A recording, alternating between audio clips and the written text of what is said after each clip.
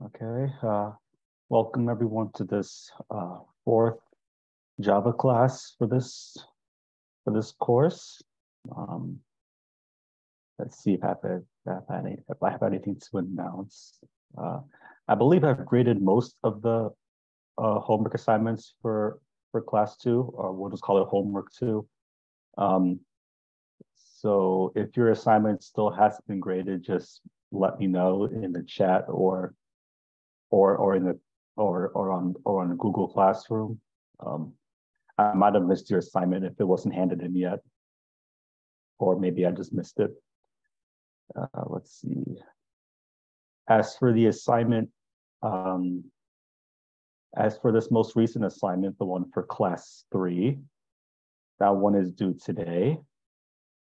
And I posted the solution on Google Classroom already, so if you're stuck, you could always take a look at that and make use of that information in your code.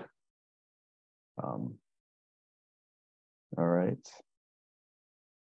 So before I get started with the slides today, does anyone have any questions or comments, anything, or any issues that they want to discuss?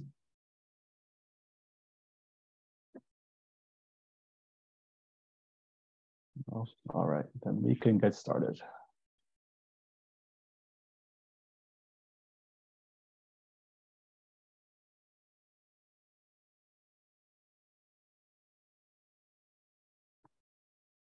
All right. So last class, we were mainly talking about Java's math utilities, things like how to take the power of one number to another number. There's another one for providing the hypotenuse for two sides of a triangle. So this one could have been used for the homework assignment if you wanted to. Alan, if your Eclipse can't run, then you could just follow along with me for now. We could get that issue sorted out later. So last class was mainly about Java's math utilities. And this tutorial's point link here just goes over some of Java's math utilities still. Yeah, just a lot of math utilities that Java has. All right. So today's lesson will be mainly focused on strings, on a thing Java calls strings. But we'll talk a little bit about randomness in Java first.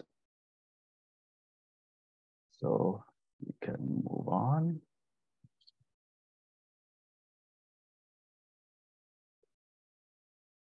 All right.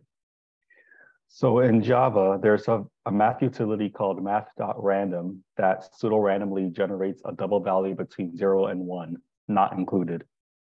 So what pseudo-random means in this scenario is that it is not random in the truest sense of the word. It's still based on deterministic things, but to us humans, it is pretty much random. So that's what pseudo-random means generally.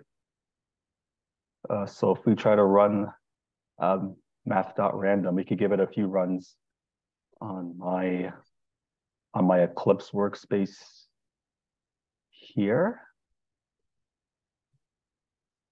So let's see what math.random does.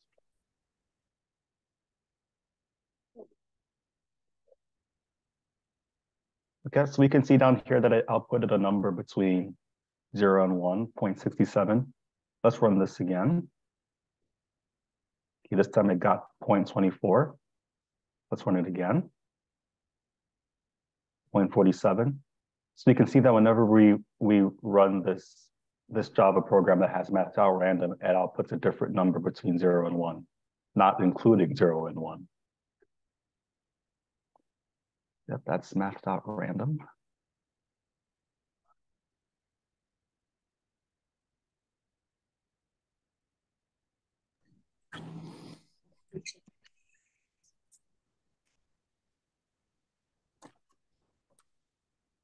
Oh, sorry. Wait. Oh. Yes, is there a question? Wait. Huh? What? Yeah. Oh. For some reason, my Java. Yeah, Alan, if your Java isn't working, that's okay for now, since we're just following along with me. So we can get your Java issue sorted out maybe after class, or if you go into the headquarters, the club headquarters. Yeah. When do I go to the club headquarters? It can be any time during this week to get your Java issue sorted out, or you could stay after class. I normally go there on Tuesday, Sunday, and like. Alan, Dr. Yang can help you on Tuesday. Yeah, let Okay. Mr. also to continue the class. Thank you. Okay. All right. Yes, so we've just seen what math.random does. Let's see. It can also generate a stream of pseudo-random numbers and other types of data. Its next double method creates double values between 0 and 1, just like math.random. So let's run this code block and see what it does.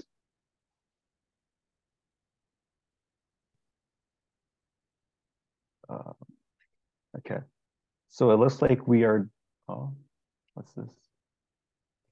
That's interesting. We might need to import something then.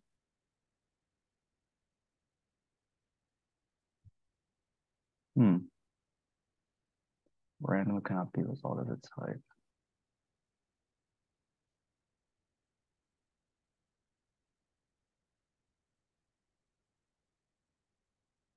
There seems to be a bit of a problem with this code here.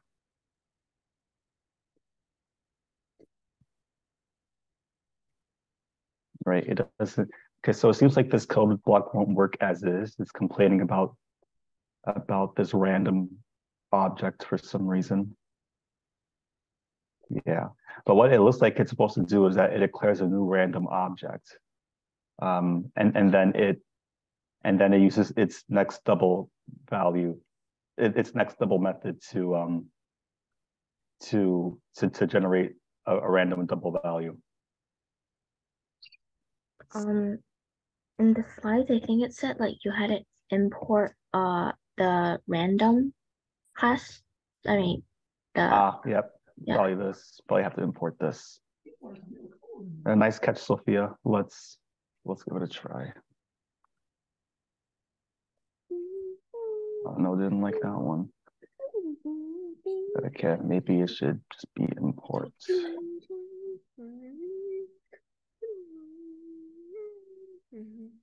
All right, I like that. Okay, yeah, so it seems like, yeah, we needed to import the Java util random library. We haven't really talked about imports much in this class, but we shouldn't need to know too many specifics. But in this module, it has the random class, and with the random class, we can declare a random object and use its next double function, which works exactly the same as the math.random function works. All right, so that's it. Okay, now we're on to strings. Now, see, a string is one of the most used types in any application. It is a special class in the Java API and has many special behaviors. In order to master Java, the first step is to master the string class. Therefore, our main focus today is string. If you know string well, your knowledge and skills can be applied to other Java objects and you can move faster later on. A string is not a primitive data type, it is an object. So strings are a bit different than ints and doubles and chars and chars in that they're not in Java, air quotes, but they're Java objects. And we'll see it in action later on in this class. Let's see, this URL here gives more information on the Java string object.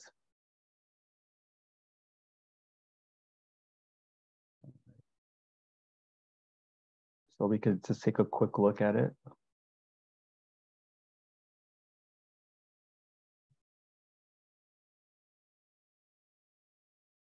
Yeah, it's a bit dense here, but we could see the constructor here. You see the methods, a lot of useful methods here for working with strings. So we'll be using some of these functions later on. All right, so now let's try running this. This line here looks like it's just declaring a string object X, or making it equal to the line hello all. Now a string value is given with text in quotes. This is called string literals. So this is different than the car value in that we use double quotes for strings. If we were to change this string to char, then we would use single quotes. Will it print out hello all? Let's see. Let me comment this out.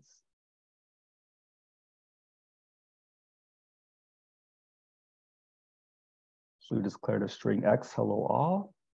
Now let's see if this will print out anything right now. It did not, because we don't have a system.out.println. But if we were to do system.out.println X, let's see what it prints. And it prints hello all. And it prints hello all because that's what X is. That's what we said X is. Okay. Now, the position of a character in the string is called the string's index value. The string index value base is 0. That means the first character in a string has the index value 0. Therefore, the max index value is the string's length minus 1. So given that, can you guys tell me what index value that H is? In the chat, you could just post it in the chat or just say it out loud if you want. The string index value of the letter H in the string hello all.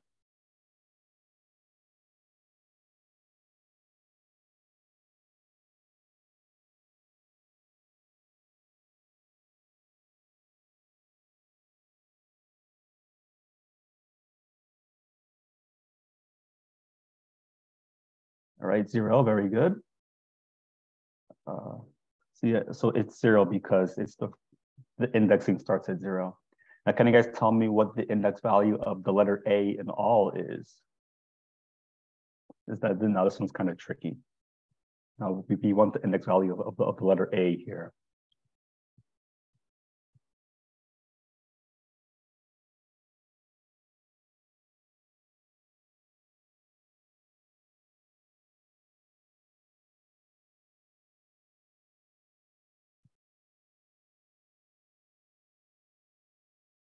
Okay.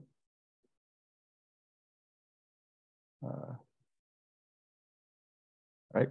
Now the correct answer is 6, because starting from H, which is 0, we do 0, 1, 2, 3, 4, and then this space here is 5. Now, because the space is actually a character too, and then A is 6. So A is in position 6. All right. And there's actually a string method, a method for the string objects that lets you print out the position of a character. So we could try this one out.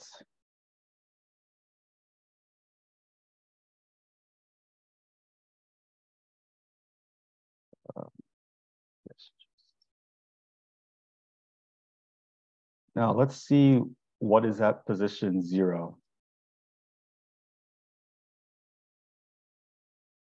So let's run this and see what happens. Maybe it prints it out by itself. No, okay. And then I should just add this to the print line.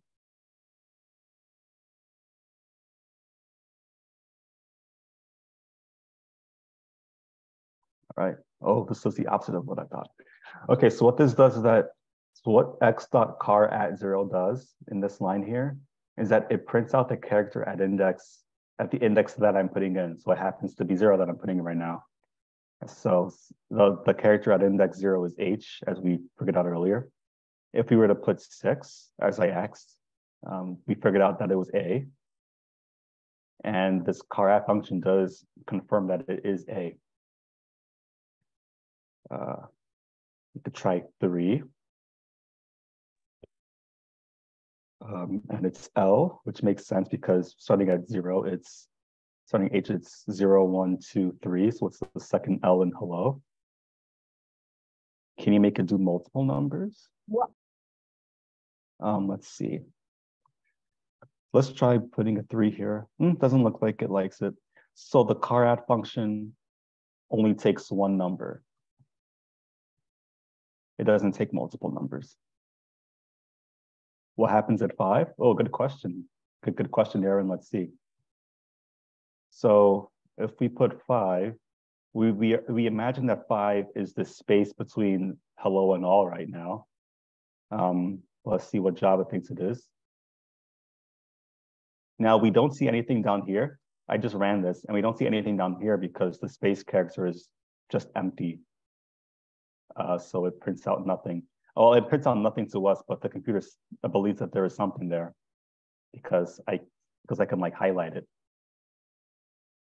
So I'll run this again and it just prints out an empty space. So it did work, we just can't see it. Right. We have another function called length. Let's see what this does. Whoops. We want to print out the length of string X. And it's 9. It's 9 because starting at 0, it's 0, 1, 2, 3, 4, 5, 6, 7, 8. Oh, interesting. Okay, so it's going from 0 to 8, that is 9 characters. Yeah, 9. So that's why it's printing out 9 here. Remember earlier in the slides, it says that the max index value is the string's length minus 1. So the max index value we already know is 8, which is this last L here. So the max has to be 9 because it's 0, 0, 1, 2, 3, 4, 5, 6, 7, 8, 9. No, 6, 7, 8, which is 9. Confusing, but you'll get it.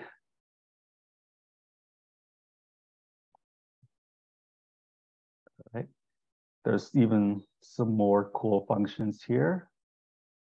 So before I move on, I'm going to make this code a little neater. While I'm fixing this up, does anyone have any questions about what we've seen so far?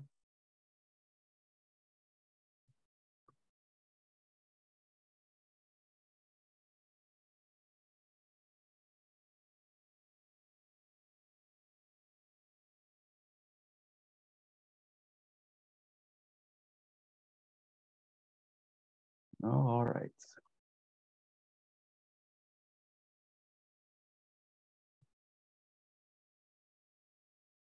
Now let's try this function now. Change a string to lowercase. Now the function to do that is called to lowercase. So let's see what happens when we run that function.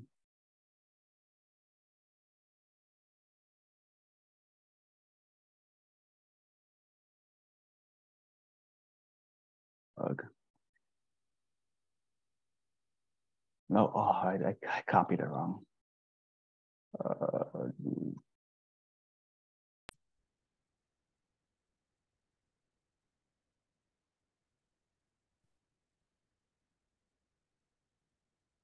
System dot print line.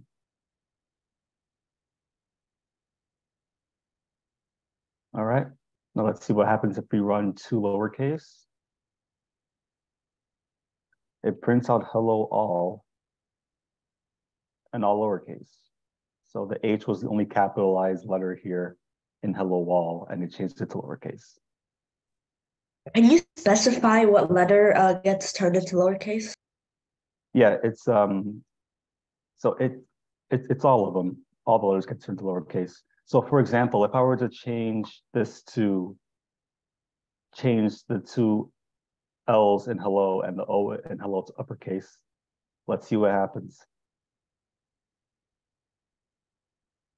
So it still changes them all to lowercase, right? So what to lowercase does is that it takes every letter in the string that you give it, which is X, and it changes it to lowercase if it's not already in lowercase. Can we like specify that you make example, you have like two sentences. Can you specify to say that on the first sentence, turn the first one into lowercase and the second one keep it as uppercase? We might be able to do that, Aaron. That's a very good question. There might be a function later on in this lesson that does that exact thing. We could give a demonstration of it, but that surely is possible.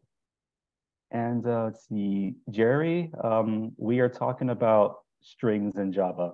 So this is the code that we have so far. So I guess later on when we release the recording, you can watch the stuff that you missed. But yeah, we're just talking about strings in Java. We're working with this hello all string right now. And we're trying out some different functions. So yep, this function, let me just try to turn all the uppercase letters in hello all to lowercase. Is string like integers? Yes, kind of. So so an int data type is for numbers, a char data type is for individual letters, and a string data type is for a sequence of letters we can imagine. All right. Now we have this function called index of. All right. Let's see what this function does.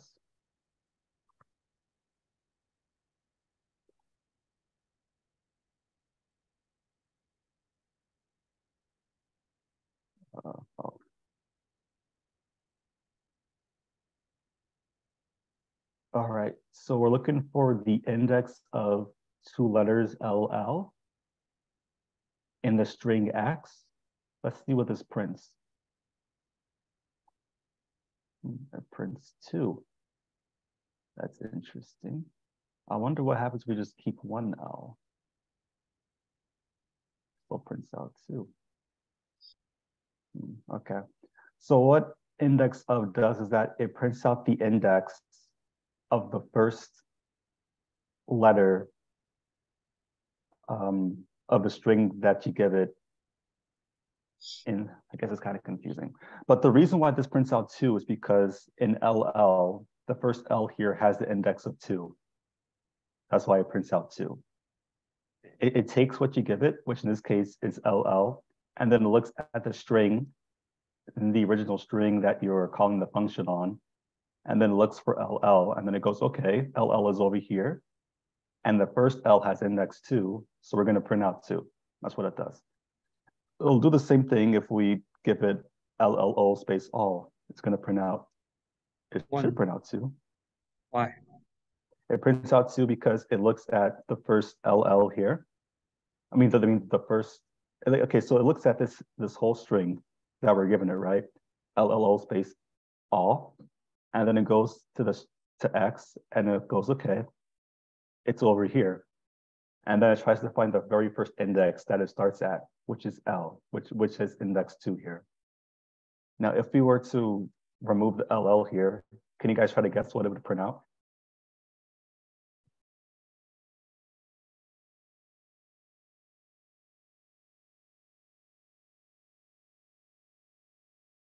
Okay. It should print out 4. Yes, 4. It should print out 4 because it's going to look for O space ALL, and then it's going to go to the string X here, and then it's going to look for the index for where this string that we gave it first started, which is O, and O is in position 0, 1, 2, 3, 4. So it should print out 4. Yes, it does. All right. And I see some other people saying 4 as well. That's very good. So yeah, it's a bit confusing, but it could be a pretty useful function as well.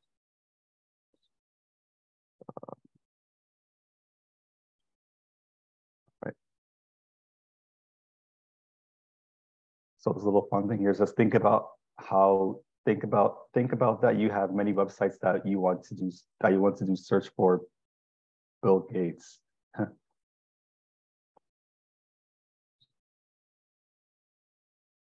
All right, next slide. Speaking of index, actually, but before no, never mind. I'll talk about that later. Speaking of index of, one more example. String x is equal to hello all. We are now in the hall. Let's see what calling last index of. Oh, this is a different function actually. Last index of. So this one's pretty interesting. So let's see what last index of does. Okay, so we're declaring, I'm going to comment this one out too. I'll just comment all this out.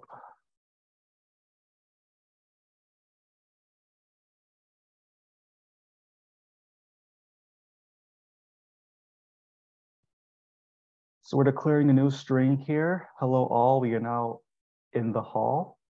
And we're using a new function called last index of, and we're calling that on LL. Let's comment out this line for now. So let's see what this prints out compared to the first string. Oh, I didn't do system.out.println.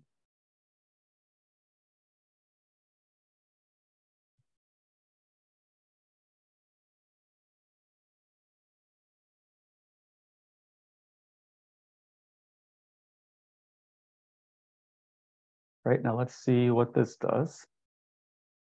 It prints out 31, interesting. Now, can someone try to explain or try to guess why last index of prints out 31? I think it prints out the last time you see the two letters LL. Yep. Yeah, that's pretty much it. Now, it had a few options. It had the LL in hello all. It had the LL in all, but it looks like it chose the LL in hall. And then let's see if it prints, I'm not sure if it prints out the index of the first L or the second L. So I'm going to run a quick function.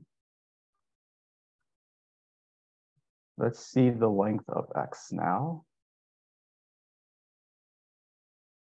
So the length of X is 33. That means the last index is 32.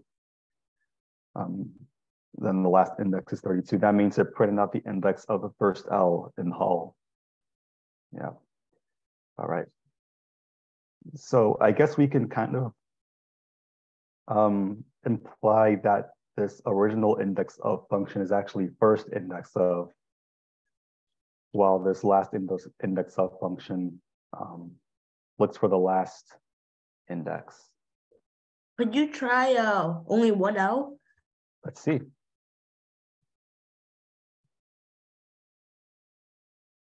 All right, it prints out 32. So it prints out the very last L that it sees.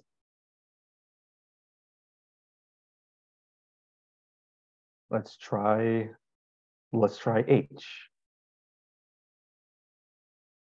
Prints out 29, which I imagine is the index of this H here in Hull. Let's print out an empty space character. Let's see the last index of the empty space character. It prints out 28, which is this space here between the and Hull. So now I think we're getting a sense of how last index of works.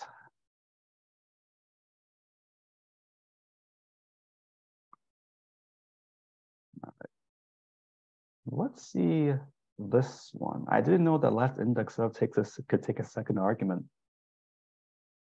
So let's try this one out. So it's the same one where we're using last index of the same way that we used it earlier, but we're just adding a 5 to the list of arguments that we're putting in. Prints out 2. I wonder why. Let me quickly check what this function does. So I'm going to pause my screen sharing and look at Java's documentation.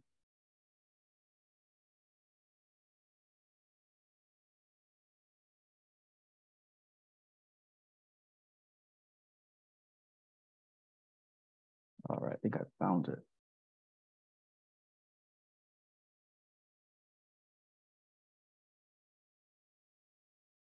All right. So looking at Java's documentation of last index, this one right here explains what it's doing when we add a second argument to it. So it says that it returns the index within the string of the last occurrence of a specified substring, searching backwards, starting at the specified index. Oh, interesting. So what it does is that since we're putting in 5, it starts at 0 for H, 1, 2, 3, 4, 5. So it's pretty much just starting here and looking backwards for the first occurrence of LL. And it happens to be this LL in hello here. If we were to increase this to 10, then it would be looking at the LL and all over here because it's searching backwards from 0, 1, 2, 3, 4, 5, 6, 7, 8, 9, 10. So it's searching from this is searching this substring here of the whole string X for the first occurrence of LL, starting backwards.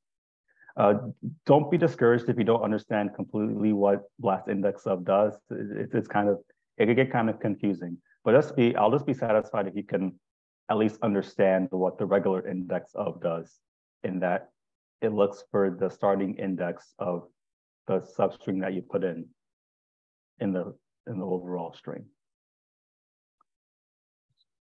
All right. So yeah, could spend a few minutes throughout sometime during this week to think about the difference between index of and last index of, and maybe look for some more methods like index of in the Java documentation. All right, so before we move on, does anyone have any questions about what we've seen so far?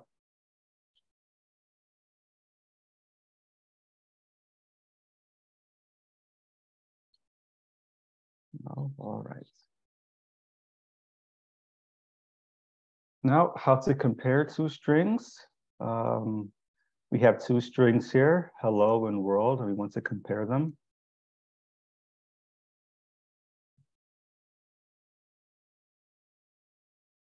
So we have a string T is equal to hello, string S is equal to world, and we do T is equal to S, and it prints out false because they're not equal. If you were to change this world to hello, let's see what it prints out. It prints out true because in this case, T is indeed equal to S. Now this way isn't really the best way to compare strings. This equals because of some details. There is an actual method in strings for comparing them. I'm sure the next slide will. Yep. So all these methods here are methods in string for comparing two strings together, and they're a lot more powerful. There's ways to compare it to ignore case, ways to compare the content, ways to compare if they're just equals. Now, there are kind of subtle differences between all these functions. You can always just go to the Java documentation here to see. I believe that this is the same link. Yes, it's the same link. Oh no, it's a different one. So this is, you could always take a look at the documentation to see the differences. And I'll make sure to actually post these this time. I know in the past I said that I would post the links and I didn't, but this time I definitely will, sometime this week. If we want to challenge ourselves, we can talk about this example. String is equal to new string, welcome to the class. Ooh, wow, this one's a hard one. Let's see what this does.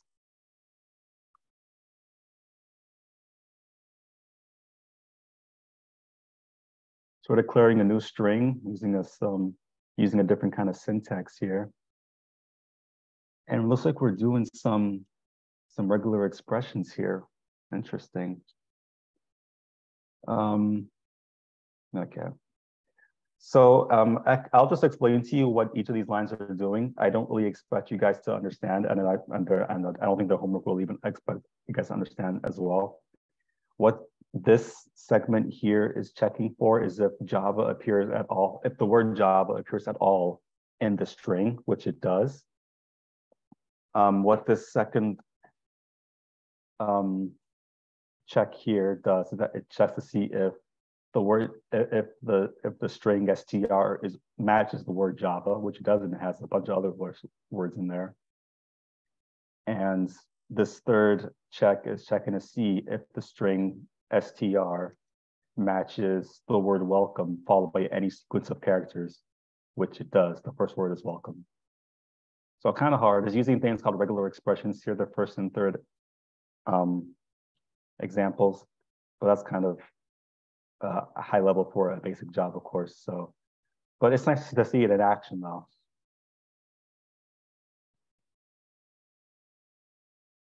Oh yeah, so Vincent, the period and asterisk syntax is an example of regular expressions. But that's kind of out of scope of the course. It's just a fun little challenge that I'll post in the slides.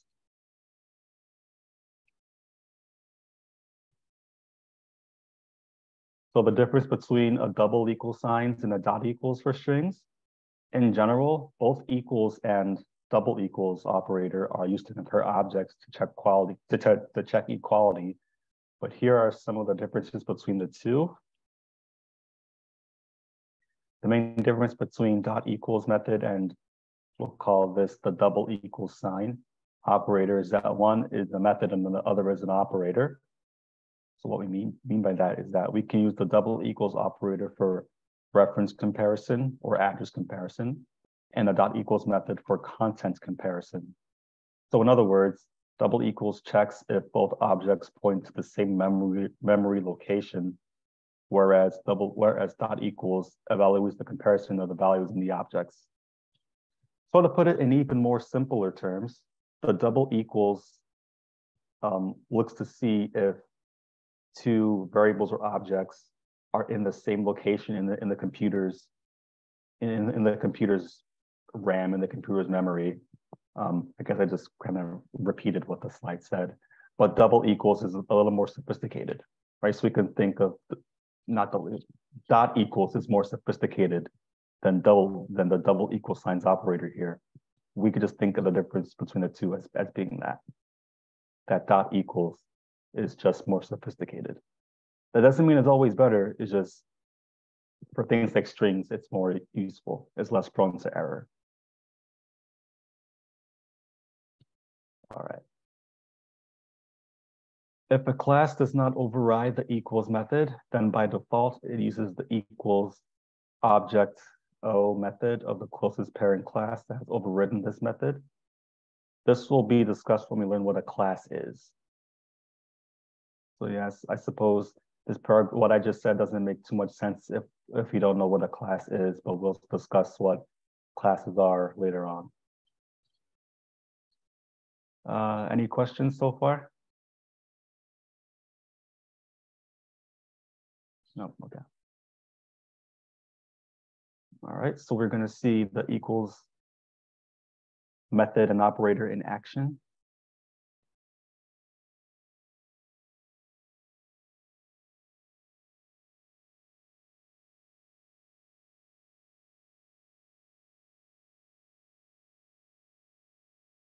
All right, so here we're declaring a new string called Java and another new string called Java.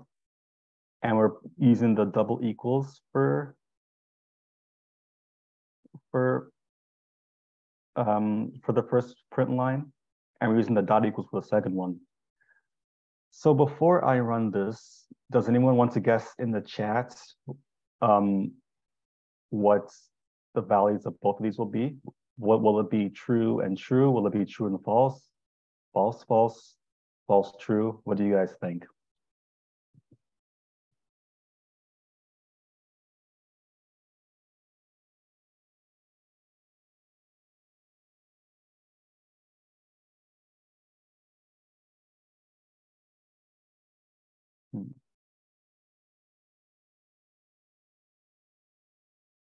Okay, interesting. Okay, I'm going to be the odd man out, and I'm going to guess that's going to output false true. Let's see what happens. And it outputs false true. All right. It might seem kind of confusing why it outputs false, why this first double equals outputs false true, and it kind of highlights why using double equals is messy in Java. So remember how I said earlier that that the double equals operator is used for reference comparison or address comparison. So in other words, double equals checks to see if both objects point to the same memory location. Does that mean they be the same variable for it to be true? That would be, and we could check that once. We'll give that a check too. But yes, because these two are different variables, S1 and S2 are different variables, they are located in different areas of memory. So when we do the equals operator like this, Java goes, wait, S1 and S2 are in different places in memory, so they're not equal to each other, even though the contents are equal to each other. It just looks at the address value. But this second print line, S1 dot equals S2, it looks at the contents of the strings, which is Java, and it says that they're both equal. So if we do what Aaron is asking or suggesting and change the S1 to S2, oh, why is it complaining? Oh, let's see what happens. So when we compare S1 to S1. It does print out true because S1 and S1, they're the same variable. So of course, they're located in the same area of memory. So this little fun example kind of highlights it highlights the difference between the equals operator and the equals method for strings.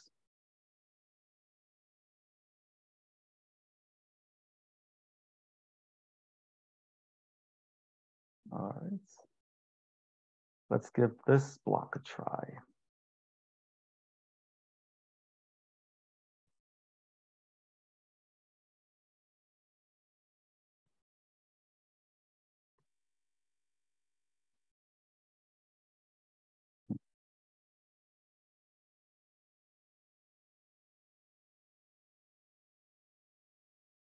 Yeah, so it looks like we are declaring a string S3 is equal to Java, string S4 is equal to Java, and then string S1 is equal to a new string called Java. So it's declared kind of differently here. And we're checking to see if S3 and S4 are equal to each other, and if S1 and S3 are equal to each other. So does anyone want to guess what these two print lines will output? S3 double equals S4 and S1 double equals S3. Yeah, S1 equals S3.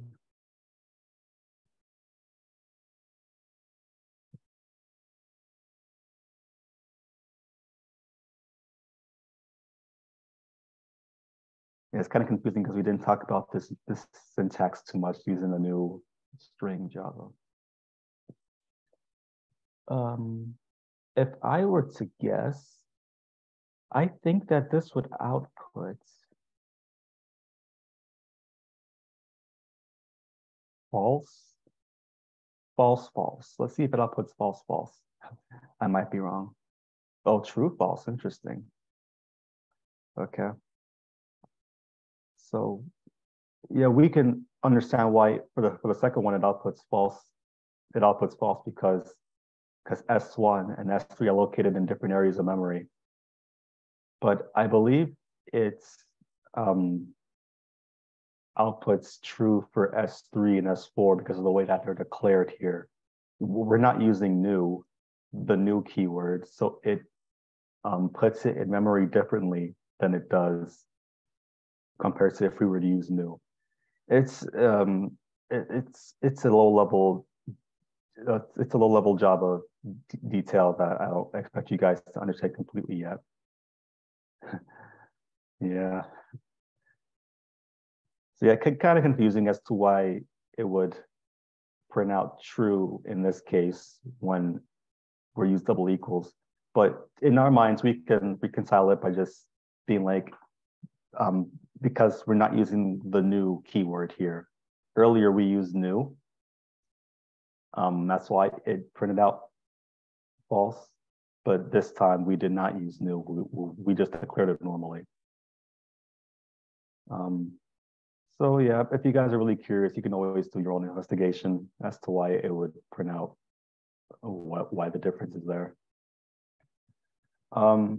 So if we were to, Yuan, sorry for butchering your name. If we were to use the new keyword, they would be in different memory addresses.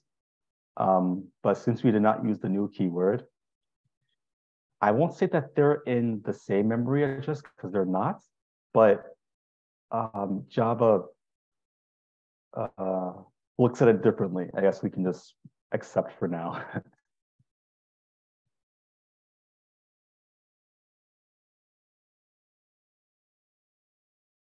Could I try S5? All right, yeah, let's try S5. S5 is, I'm not sure what you're referencing, Aaron, with S5.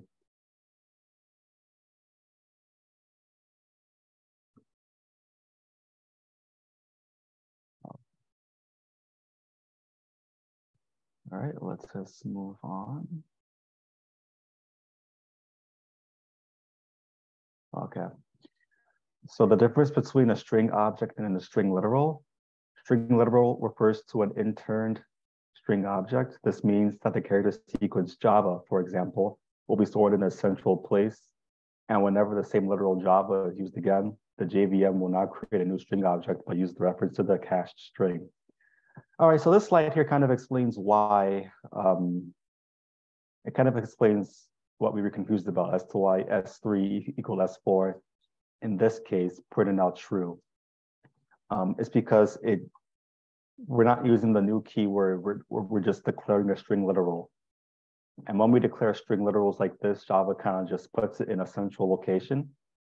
So that means if we were to declare a string literal of the same exact content value, it would just take the reference from earlier. So yeah, just a little thing about Java. So yep, that explains why the difference, this explains that difference. So when you use new to create a new instance of a string object, JVM is forced to create a new string reference no matter if that string exists in the central pool or not. All right, that's even more explanation. So what this slide is pretty much saying here, and we can look at this really neat diagram too, is that for S3 and S4, we didn't use the new keyword. So we just put Java in this central place. But for S1 and S2, we used the new keyword here. So when we use the new keyword like that, it forces Java to put the two Javas, to put the two Java strings in different points in memory. All right. Does anyone have any questions about what we've just gone over, the explanations and everything?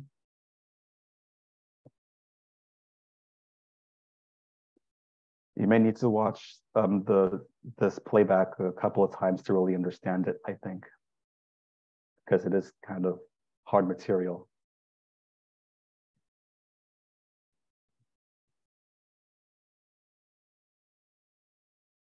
What does new do? Let's see if we explain it here. So we can think of what new does, that it creates a new object, right? So without new, like we didn't use new here, so it just did a string literal, which kind of puts the string in a central place in Java. But here for S1 and S2, we use new to create a new string object, which forces Java to put that variable in a new variable location, in a new location in memory. So it creates a new object. And again, new is usually talked about in the context of classes and objects. and we haven't talked about classes too much yet. But you could think of new as just forcing Java to create not forcing. What new does is that it just creates a new object. That's what new does.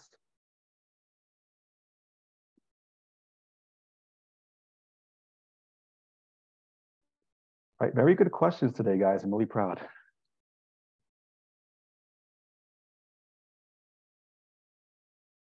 All right, quiz. String x is equal to hello, string y is equal to x dot lowercase. All right, let's give this code a run, and we could try to figure out what this prints out.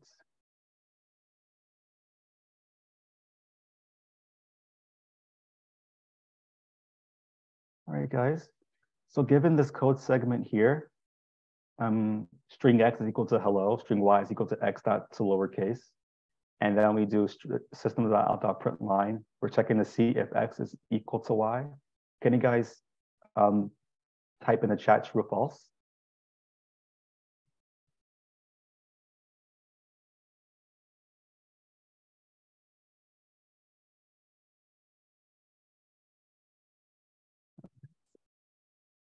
I think that it is false. Let's see what happens if he puts it printed out.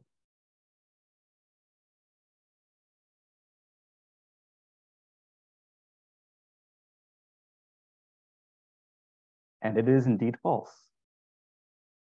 Yep, it's false because y is taking x and it changes it all to lowercase, which makes it just hello. So when we compare x to y, if we're comparing hello with an uppercase h to hello with a lowercase h, which is just two different. Well, actually, that's not the reason at all. The reason why it prints out false is because x and y are located in different memory locations. Right, that's the whole reason why it prints out false.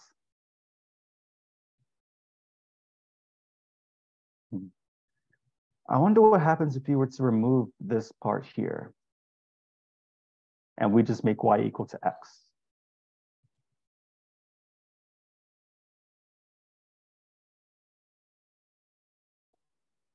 Now, to lowercase creates a new memory address. I'm not too sure about that.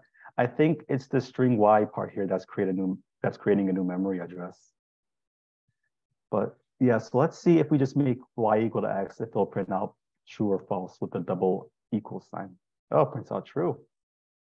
Okay, I guess that makes sense. It prints out true because when we make string y equal to x, we're setting the address and the memory address of x equal to y. In this case, it just makes a pointer to it. All right, well, that answers that question.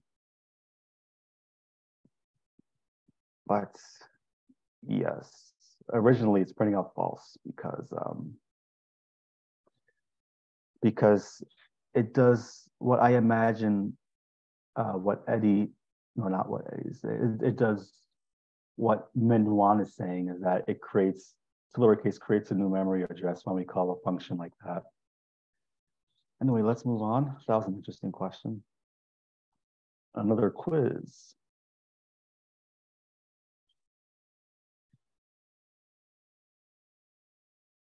Yep, I think your guess is correct, Min-Wan.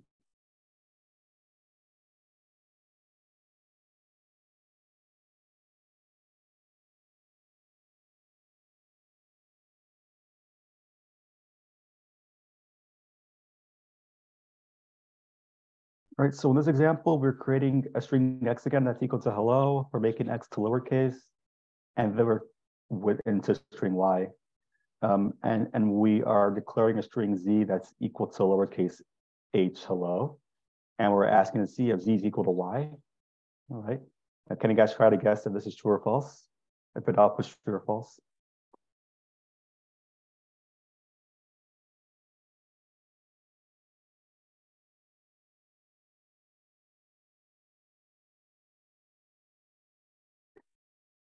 All right, I also think it's going to output true. Oh, well, it outputs false. Interesting. Now, I guess it outputs false because z and y are located in different areas of memory. Oh, wait, but wouldn't it only happen if we did new? Not too sure about that.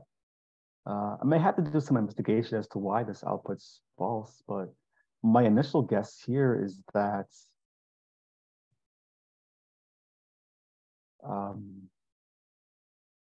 y is creating a new place in memory. Y is a new place in memory. So when we try to make them both equal, when we check to see if z is equal to y, is they're in different places. So is this what outputs false?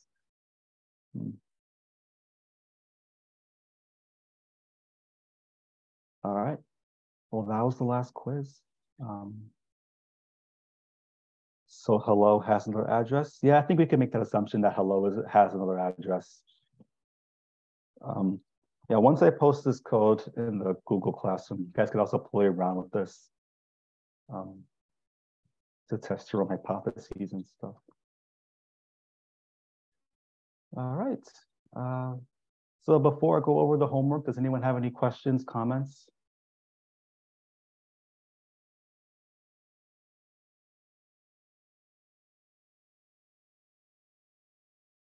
If I did y is equal to x and z equal to hello world, it shows true. Let's see. Let's see, Aditya. So let's see, y is equal to x.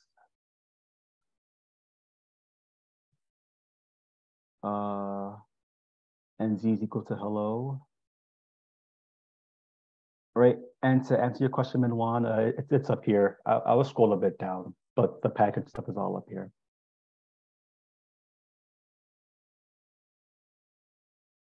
I'm just scrolling a bit down. All right, so let's see what this outputs.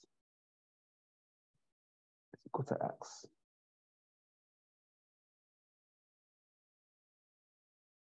All right, yeah, it prints out true because it's z is equal to, all right, so I was looking at the contents in this case, I guess. Maybe the double equals operator is more sophisticated than I thought it was, because it looks like it is looking at the contents. Anyway, let's get on to the homework. Got a question, Aditya? So the homework is, we're making a string x that's equal to hello all audiences. Now I need you to write code to find the last index value of a at position 13 and the length of x. So two different things here. Get the last index value of a at position 13 and the length of x. Then use math to get the value of the power of the index value you just get over the value of the length. That's your homework. I'll post this on Google Classroom. If you have any questions, let me know. So it's about 7:30 now. Yeah, that was an interesting class, guys. Thank you so much for the questions and for catching the mistakes that I made. Yes, you guys have a good evening, okay? I will raise homework 3 as soon as I can.